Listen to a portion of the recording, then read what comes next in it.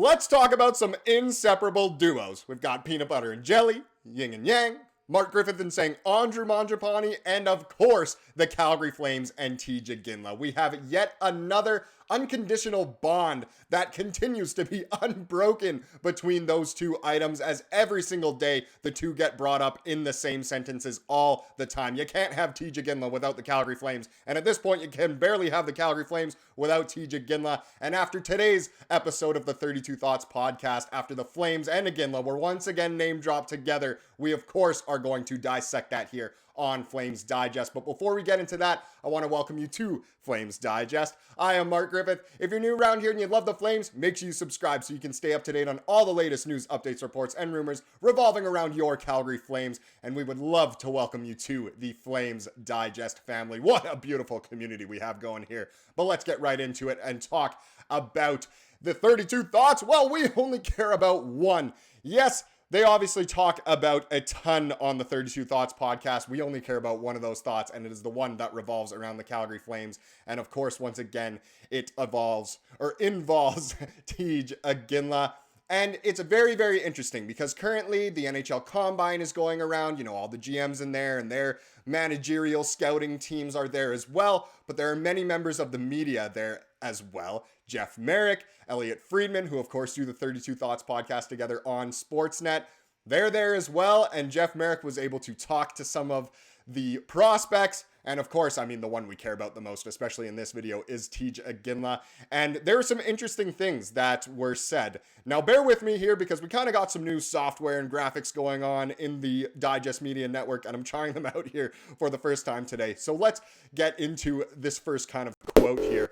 Well, it comes from Jeff Marek, of course, talking about Tij Iginla. He said, Elliotte, he's getting drafted higher than his dad. Now, obviously, all of the talk right now is about how the Flames have the 9th overall pick, and the chances are that Tij Iginla can become a Calgary Flame.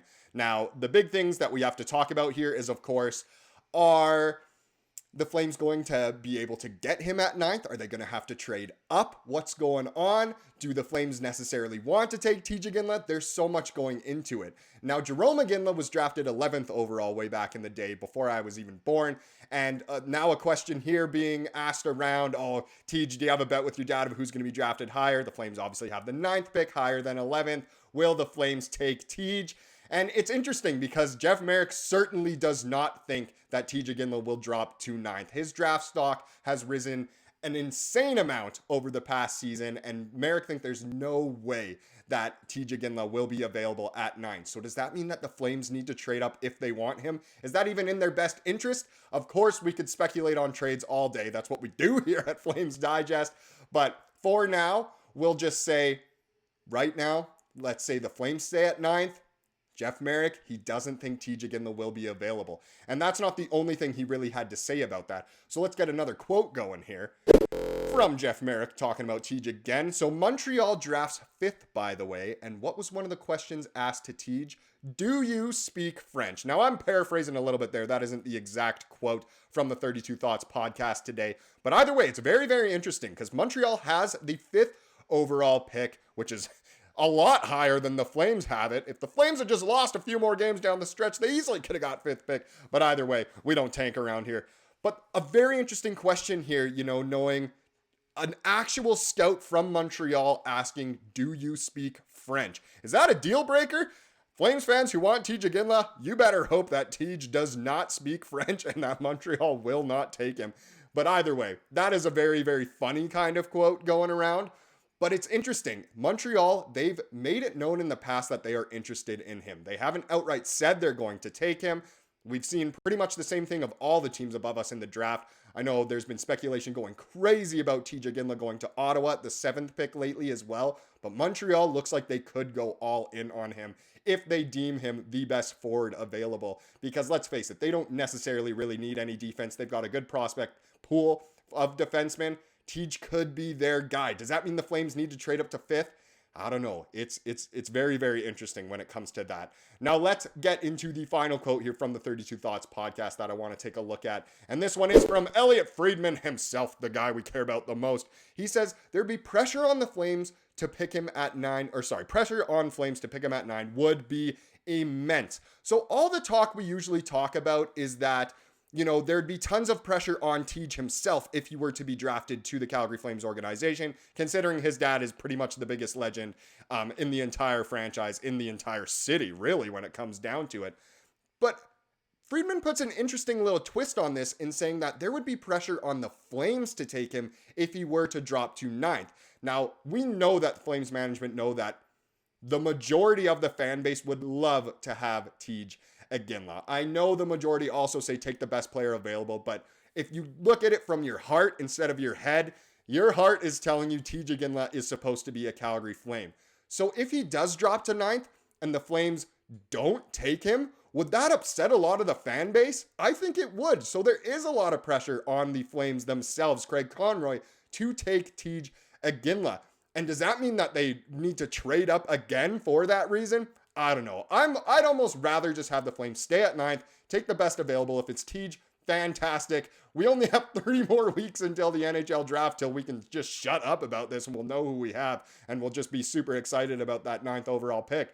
But either way, it's very, very interesting. The last kind of thing I wanted to take a look at here was about just Tij and his kind of profile itself. So let's take a little look at this here. That wasn't supposed to happen. There's the new picture. Look at me down there in the bottom right. Sorry, I'm getting too excited about this. But anyway, here is his draft profile. So strength, he's got soft hands. He's got power off shots. Moves well without the puck. His work ethic is great, and he's got high character. We know all of that. Sounds just like his pops. And with soft hands, too. That's very, very nice. He's got some weaknesses. He turns the puck over a little bit. He's not the most elite skater, and he's not the best in the defensive zone.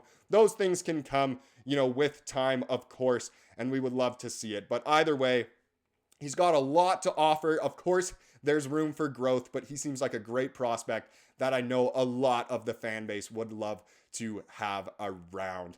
Now let's get into the other chapter of this video, which involves Rick Ball, and we have to say goodbye to Rick, which is a little bit unfortunate. But Rick Ball, of course, was the voice of the Calgary Flames on TV for Sportsnet over the past decade or so. So beloved, you know, so many people love hearing him, his passion, the way he sees the game. But in case you missed it, he did actually end up taking a job with the Chicago Blackhawks. He said it was too good to pass up. Rick Ball leaves the Flames broadcast booth for Chicago. Now, obviously, they have just way more money down there in Chicago, be able to pay him. I'm sure it's a great gig. He loves Calgary, but sometimes you just got to do what you got to do. It's unfortunate for us, but hey, maybe that means I can step in and do some play-by-play. You think I could do that at all? Let me know down in the comments if I should apply for that job. But either way, very, very interesting. And I just like this little anecdote. It came from a ranking of broadcast teams where the Flames clocked in, I believe, at 16th.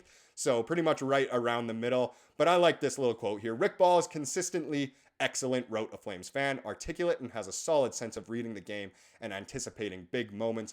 Ball isn't flashy, but he does a great job giving consistent and complete commentary with the right proportion of emotional emphasis, added another fan. Gosh, these fans, they just know exactly what to say. He's not a homer, he never misses obvious or interesting occurrences completely, and he helps make big moments feel big. Yes, he has a fantastic voice, and we got to experience it quite a lot over the years, and it's unfortunate that he's going down to Chicago. I'm sure we'll still hear him some of the time, but even some of the Hockey Night in Canada games he did, it's so true. He wasn't very biased, was never a homer, just called the game as it was, just a very exciting, captivating voice, and it's too bad that he's moving on down to the States. Let's see, what am I doing here? What am I clicking? Command? Woo! Command! Let's get a good little quote going up here. I was more than happy to work here until I retired, but sometimes you get a chance to do something like this and it's just too good to pass up. It wasn't an easy decision. The toughest part is leaving Calgary for sure. That is Ball on accepting the Blackhawks TV broadcast. Gosh, I couldn't even fit that in the screen. I really need to do a little bit better when it comes to this. That's why I'm saying, just please bear with me here. I'm not the most technologically gifted human, and it's showing in this video, but I'm trying my best. We got the new software going. It's going crazy. Graphics are nice, but either way, I assure you I'll be improving at it. And Rick Ball, it's sad to see him go, but so many great moments over the years. You think of the Johnny Hockey Game 7 overtime winner. His call on that was phenomenal. Some of the banter he had with Kelly Rudy, with Cassie Campbell-Pascal, even with Greg Millen over the past little bit. You can tell that he makes his coworkers better, and it was just always so enjoyable to listen to him. Now let's get into the comment of the day to wrap up this video. Hopefully I can actually press the right buttons here this time, and let's go with this one. Whoa, where's the actual comment? There it is. Man, I gotta get better at this. Either way, this one is about yesterday's video about Trevor Zegras, of course, and this was a good comment here from JPF. I don't see Calgary as a fit. Adding Zegras to a top 6 that already features Huberdeau and Kuzmenko will not end well. They're all easy to play against and would make it easy to game plan against us. If Kuzmenko left, I would entertain the idea of acquiring him, but it makes little sense right now. And that's a very true comment. You know, for the right price, I'm sure a lot of Flames fans would do this trade, especially if we're dumping away some of the older veterans or dumping a contract, of course. But Zegras and his play style, it doesn't mesh well when we do already have a Huberdeau and a Kuzmenko around. And either way, it's just pure speculation, of course. Could a trade happen? It could. It is in the realm of possibility, but it's not necessarily high up there, and I wouldn't place a bet on it if I were a betting man. Thank you so much for watching this video. Thank you for bearing with me. I promise I'll get better. Please subscribe if you like what you saw here today, and have a wonderful rest of your day.